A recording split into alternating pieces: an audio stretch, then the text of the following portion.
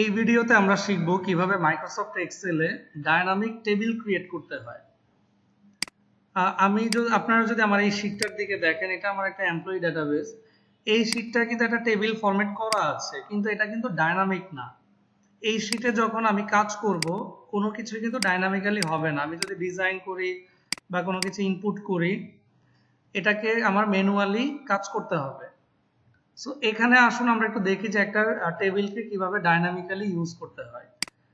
First of all আমি আমার এই টেবিলটার যে কোনো একটা জায়গায় কার্সার রেখে আমি কিবোর্ড থেকে কন্ট্রোল টি প্রেস করার পর দেখেন এখানে একটা create table, where is the data for your table. এখানে একটা টেবিলের রেঞ্জ এসেছে, যেটা আমার এখন যে টেবিলটা আছে এই টেবিলের রেঞ্জটা। এবং এখানে একটা অপশন আছে মাই টেবিল হ্যাজ হেডার্স। এই অপশনটা সিলেক্ট করে দিতে হবে। এটা বাই ডিফল্ট সিলেক্ট করাই থাকে, বাট আমি যদি এটা তুলে দিই তাহলে আমার এই টেবিলের যে হেডারটা আসবে না। তো আমি এটা সিলেক্ট থাকা অবস্থায় ওকে ক্লিক করলাম। ওকে ক্লিক করলে দেখেন এখানে আমার কিন্তু রিবনের ডিজাইন নামে একটা অপশন চলে এসেছে। এটা কিন্তু আগে ছিল না। আমি কন্ট্রোল জেড দিয়ে আবার আনডু করি। দেখেন আমি যখন এখন এই টেবিলটাতে ক্লিক করতেছি, আমার এই রিবনে কিন্তু ডিজাইন নামে কোনো অপশন নাই। সো আমি এখন আবার কন্ট্রোল টি প্রেস করলাম, করে টেবিল ক্রিয়েট করলাম। দেখেন রিবনে ডিজাইন নামে একটা অপশন চলে এসেছে। সো ফার্স্ট অফ অল আমি এখানে আছে টেবিল নেম। আমি টেবিলের একটা নেম দিই। টেবিলের নেমটা ধরেন স্যালারি শিট। একটা জিনিস মনে রাখবেন, টেবিলে যখন আমরা এখানে নেম ক্রিয়েট করব, এটাকে বলে নেম রেঞ্জ। এই নেম রেঞ্জটা যখন আমরা এখান থেকে টেবিলের নেমটা দিব, এখানে কোনো স্পেস দেওয়া যাবে না। সো আমি স্পেস না দিয়েই আমি টেবিলের নামটা দিয়ে দিলাম স্যালারি শিট। এখন আমি চাচ্ছি যে আমার এই টেবিলের রেঞ্জটাকে রিসাইজ করতে। আমার এটা আছে এখন 44 পর্যন্ত। রিসাইজ করার জন্য আমার এই টেবিল নেমের নিচে একটা অপশন আছে রিসাইজ টেবিল। সো আমার এখন যেই রেঞ্জটা আছে সেটাই আমাকে দেখাচ্ছে। আমি চাচ্ছি যে 44 না, এটা 50 পর্যন্ত রেঞ্জটা থাকবে। তাহলে আমি যখন ওকে দিব, দেখেন এখানে নিচেই কিন্তু সে বাড়তি অংশটুকু 50 নাম্বার সেল পর্যন্ত সে টেবিলটা বাড়িয়ে নিয়েছে। আমি এখন এই টেবিলে যে ফরম্যাটিং করব, আমার ফরম্যাটিং করার জন্য আমার কিন্তু পুরো টেবিলটাকে সিলেক্ট করতে হবে না। টেবিলের যে কোনো জায়গায় কার্সার রেখেই আমি কাজ করতে পারবো, কারণ এই টেবিলটা ডাইনামিক আছে। সামারাইজ উইথ পিভট টেবিল, এটা পিভট টেবিল, এটা আলাদা একটা টপিক। সো আমার পিভট টেবিলের একটা টিউটোরিয়ালে আমি পিভট টেবিল নিয়ে বিস্তারিত দেখাবো। রিমুভ ডুপ্লিকেটস, আমি যদি এখন রিমুভ ডুপ্লিকেটস এ ক্লিক করি এবং এখানে রেঞ্জটা সিলেক্ট করে দেই যে আমার কোন কোন সেলে কোন কোন কলামে সে সার্চ করবে যে কোনো ডুপ্লিকেট ভ্যালু আছে নাকি। আমি চাচ্ছি যে আমার পুরো কলামটাই সে সার্চ করবে। আমি এখন ওকে দিলাম। দেখেন 5 duplicate values found and removed, 44 unique values remain. সে ডুপ্লিকেট যে ভ্যালুগুলো আছে সেই ডুপ্লিকেট ভ্যালুগুলো সে ডিলিট করে দিয়েছে। সো আমরা এভাবে রিমুভ ডুপ্লিকেটস এর মাধ্যমে খুব সহজে ডুপ্লিকেট ভ্যালুগুলো আমরা রিমুভ করে দিতে পারি। এখানে একটা অপশন আছে ইনসার্ট স্লাইসার নিয়েও আমি আলাদা একটা টিউটোরিয়াল ভিডিও আছে, যেটা স্লাইসারটা কিভাবে ব্যবহার করতে হয় সেটা আমরা সেখানে দেখিয়েছি। সো এখানে আমি একটা অপশনে আসি যে হেডার রোটা যদি আমি দেখেন তুলে দিই, আমার এখানের যে রো হেডারটা ছিল, হেডারটা কিন্তু চলে গিয়েছে। আমি যখন এখানে আবার ক্লিক করব, হেডার রোটা কিন্তু আবার চলে আসছে। ফার্স্ট কলামটায় যখন আমি ক্লিক করব, দেখেন এই টেবিলের ফরম্যাট অনুযায়ী আমার ফার্স্ট কলামটা বোল্ড করা। সো আমার দেখেন ফার্স্ট কলামটা কিন্তু বোল্ড হয়ে গিয়েছে। এটা কিন্তু আমি কন্ট্রোল বি দিয়ে বা আমি এখানে হোমে গিয়ে আমি এটা বোল্ড করি নাই। সো ফার্স্ট কলাম যখন তুলে দিব, এটা কিন্তু বোল্ডটা চলে যাবে। আমি যদি লাস্ট কলামে ক্লিক করি, দেখেন আমার যে ভ্যালুগুলো আছে এই ভ্যালুগুলো কিন্তু বোল্ড হয়ে গিয়েছে। তা আমি চাচ্ছি যে আমার লাস্ট কলামটা বোল্ড করে রাখতে, যেহেতু এখানে আমার স্যালারিগুলো ভ্যালু দেওয়া আছে।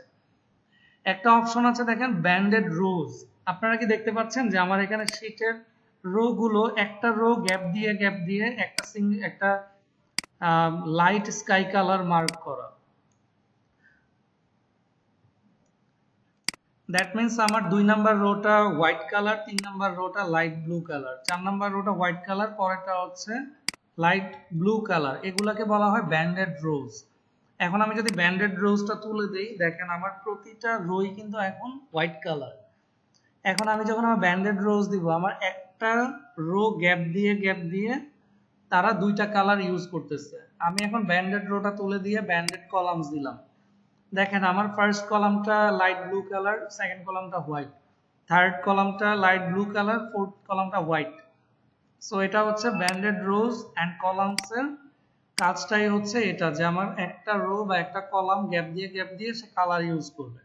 আমি যদি দুইটাতেই সিলেক্ট করে রাখি তাহলে এটা রো এবং কলামের কম্বিনেশনে সেই কাজটা করবে। সো এটা আমার কাছে হচ্ছে ব্যান্ডেড কলামসটা দিলেই দেখতে ভালো লাগে, চোখের উপর প্রেসার কম পড়ে। সো আমি এটাকে এভাবে রাখতে পারি। এখন একটা অপশন দেখাই, দেখেন আমার কিন্তু এখানে টোটাল কোনো কিছু নাই। আমি যদি এখানে টোটাল রোতে সিলেক্ট করি, দেখেন আমার একদম লাস্ট কলামে সে লাস্ট সেলে কিন্তু সে টোটালটা করে ফেলেছে, সাবটোটাল করে ফেলেছে। এখন ধরেন আমি এখানে একটা ইনপুট দেই, শাহরিয়ার রহমান। সো আমি এখানে ডু দিয়ে দেই, সে এক্সিকিউটিভ, সে হচ্ছে ঢাকা, তার স্যালারি ধরেন হচ্ছে 3 লাখ। সো আমি এখানে 44 দিয়ে দিলাম। দেখেন এটা কিন্তু অটোমেটিক্যালি ইনপুট গুলো ভ্যালুগুলো কিন্তু প্লাস মাইনাস করে নিচ্ছে। সো আমি চাচ্ছি যে এখন আমার এই টেবিলের ডিজাইন চেঞ্জ করতে। দেখেন এখানে অনেকগুলো ডিজাইন আছে। আমি এখন একদম নিচেরটায় ডাউন অ্যারোতে ক্লিক করলাম, আমি হচ্ছে যেই সেলটায় কার্সার নিচ্ছি, দেখেন আমাকে ডিজাইনের স্যাম্পল দেখাচ্ছে। তো আমি কিন্তু চাইলে এখান থেকে আমার পছন্দ মতো বিভিন্ন রকমের ডিজাইন আমি নিয়ে নিতে পারি। সো আমি চাচ্ছি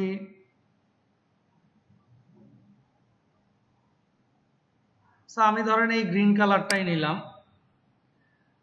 এখান থেকে কিন্তু আমি চাইলে নিউ টেবিল স্টাইল থেকে কিন্তু আমি এখানে কলামগুলো অনুযায়ী, রো গুলো অনুযায়ী আমি কিন্তু এখান থেকে সেলের ডিজাইন করতে পারবো। যেমন ধরেন এখানে ফার্স্ট কলাম স্ট্রাইপ আমি ক্লিক করে আমি ফরম্যাটে গেলাম।